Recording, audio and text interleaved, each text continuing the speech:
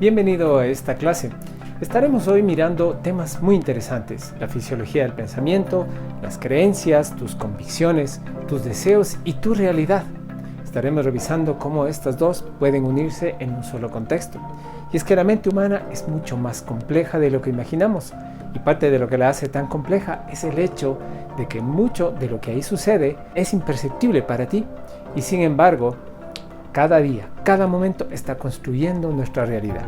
Ahora bien, si hablamos de una realidad, habrá que ponernos de acuerdo en ese término, pues para mí o para ti, seguramente no son la misma cosa, y es que nuestras historias de vida son diferentes, pero comparten un mismo escenario.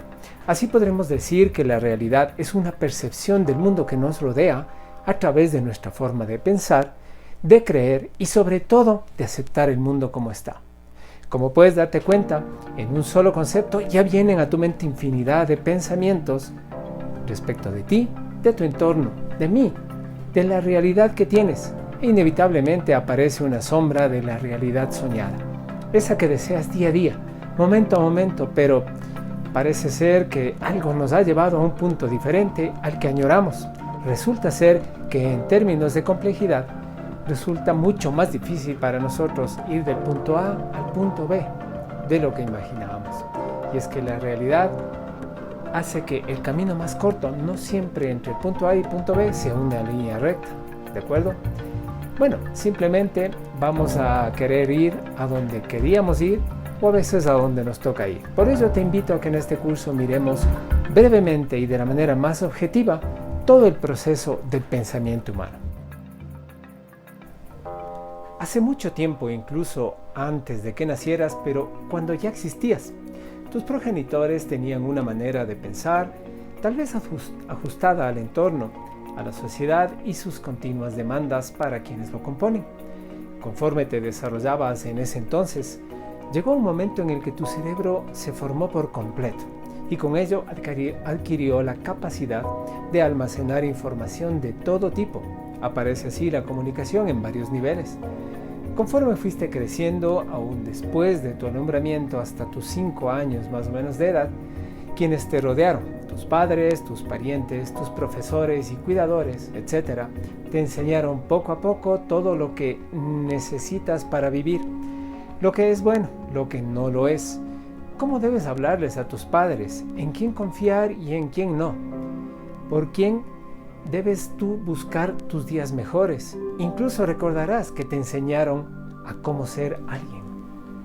Todo esto llegó a ti de manera incondicional, sin juicio de por medio, sin preguntas o explicaciones mayores. Solo te fueron entregadas y algunas de ellas quedaron como una impronta en tu pensamiento. Todo este contenido es el que estructura tus creencias y sobre todo aquellas que de manera o a manera de impronta te darán una identidad de ahí en adelante, religión, respeto, etc. A partir de la vida escolar y ya con un desarrollo superior de tu lenguaje, esto como indicativo inequívoco de tu pensamiento también superior, empiezas poco a poco a coordinar todas estas cosas que te enseñan y los cuestionamientos en tu cabeza, a la vez que aceptan o no las enseñanzas, las hacen sub o inconscientemente contrastadas con las creencias, sobre todo aquellas que actúan en tu identidad, tu impronta. Todo esto va modelando tu manera de pensar y te define como un individuo ante el entorno cada vez más diverso, más condicionante y más interesante.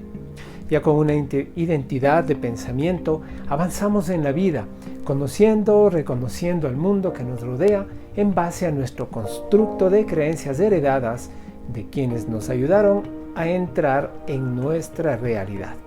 A partir de este preciso momento, el mundo ya no es como es, sino que el mundo empieza a ser como somos. ¿Pero qué significa esto? Bueno, ya hace algún tiempo Carl Jung lo expresó de esta manera: todo lo que viene a mí del mundo es más mío que del mundo. Las percepciones ocupan pues la mayoría de nuestra atención y con ello cada cosa que viene a nosotros es entendida acorde a nuestra manera de pensar. La clave en este proceso es que esta manera de pensar está impactando de una u otra manera y en una u otra medida en nuestras emociones. Recuerda revisar el material adjunto, recuerda participar también en los foros académicos y sobre todo, recuerda en poner en práctica los ejercicios que iremos revisando durante todas estas clases. Ahora nuestras emociones toman el control. Así como lo oyes, una vez que nuestros pensamientos se afincan en nuestra mente y son filtrados por nuestras creencias, las emociones pasan a ser una fuente inagotable de impulsos que motivan nuestros comportamientos visibles. No es desconocido para nadie que la condición humana tiene un rasgo muy característico y que es el ser seres sociales. A partir de este momento ya nos brindamos al mundo con una identidad propia que viene de nuestra historia, muy íntima de vida. Por ello somos diferentes y son diferentes precisamente las cosas que hacemos para poder percibir el mundo a otras personas y también la manera en que les ponemos condicionamiento para llegar a nuestra vida. Nuestra vida no es incondicional. Como puedes observar, la trama se complica. A medida que vamos integrando nuestra realidad a la de los demás, es como una constelación en donde las percepciones que generan las tendencias de comportamientos dan origen a las normas sociales. Ya te diste cuenta, las normas sociales nacen de la aceptación condicionada y por lo tanto es neurótica. Es por esto que Bernard Meinhold los llama normosis, integrándolos en un solo término como concepto de norma y de neurosis.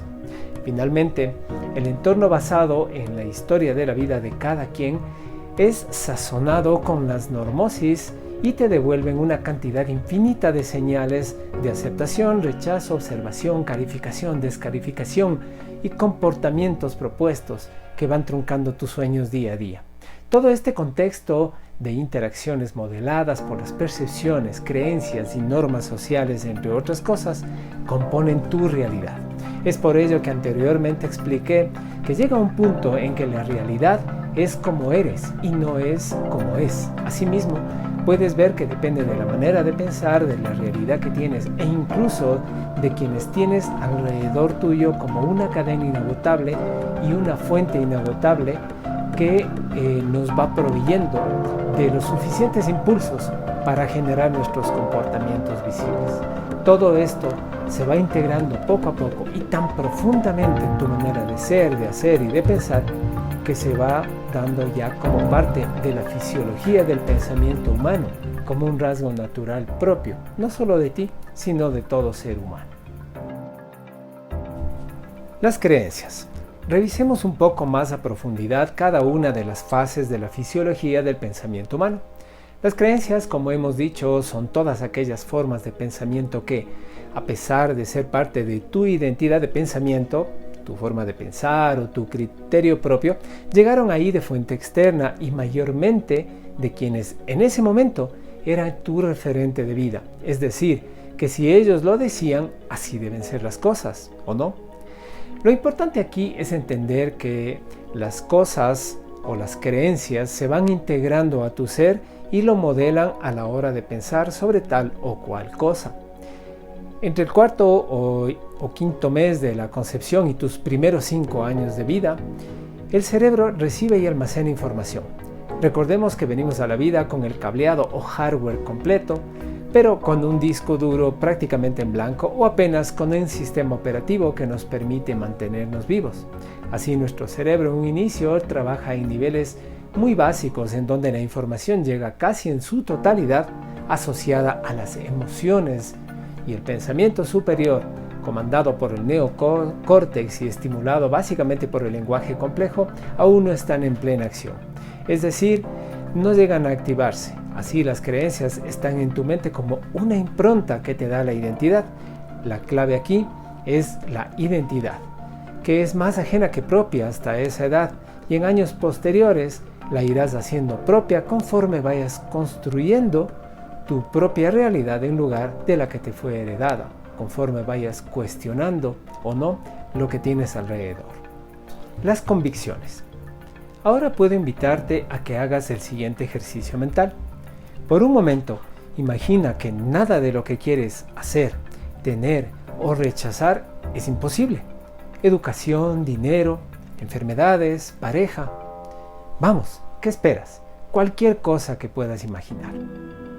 Muy bien. A continuación, Revisa a ver si esa imagen que se parece o no, o qué tanto se parece o no a la realidad que estás atravesando, y pregúntate sin cuestionamientos: ¿estoy donde quiero estar? ¿O estoy donde puedo estar? ¿O quizás estoy donde me toca estar? Antes de que te respondas, recuerda que la vida en sociedad está plagada de normosis. Recuerda la frase. Esta palabra, si bien en sí mismo recuerda la condición humana, es decir, somos neuróticos, condicionantes, incondicionales, por su parte está percibiendo el mundo en base a las creencias, a una identidad que te fue dada como impronta. Una vez que tú seas capaz de hacer una reflexión como esta, de manera seguida y recurrente, irás viendo qué tan atado estás a tus creencias y qué tanto estas creencias se han tornado ya en convicciones. Pero ¿cuál es la diferencia? Pues te puedo comentar que si tú tomas una creencia que te fue dada y en principio te das y te permites la oportunidad de negarla como si estuviera mal, simplemente no fuera lo correcto, pero luego la analizas y resulta ser que estás de acuerdo con ella y que la integras ya con un alto índice de tu conocimiento superior, de tu pensamiento superior, en ese momento esa creencia que te fue dada es integrada a ti de manera sana y se vuelve una convicción. Así hemos analizado hasta esta clase la primera parte del constructo de la fisiología humana, las creencias, cómo empezamos a aprender a pensar y cómo nos modelamos en la identidad del pensamiento. Te invito a que sigas en estas clases. En la clase 2 estaremos mirando un avance más de lo que es la fisiología del pensamiento y empezaremos a ver ya cómo trabajar con nosotros. Recuerda, te invito siempre, haz los ejercicios, repítelos las veces que necesites. Te vamos a dejar siempre como descargable música, información de consulta. Revísala, acude a ella. No te pierdas tampoco, por favor, los tutoriales académicos y las mentorías, así como los foros de discusión que estamos proveyendo para ti. Haz que esta información realmente cobre vida y no solo que se vuelva una meta a cumplir, sino que se vuelva tu estilo de vida. Gracias por estar en esta clase. Nos vemos en la siguiente.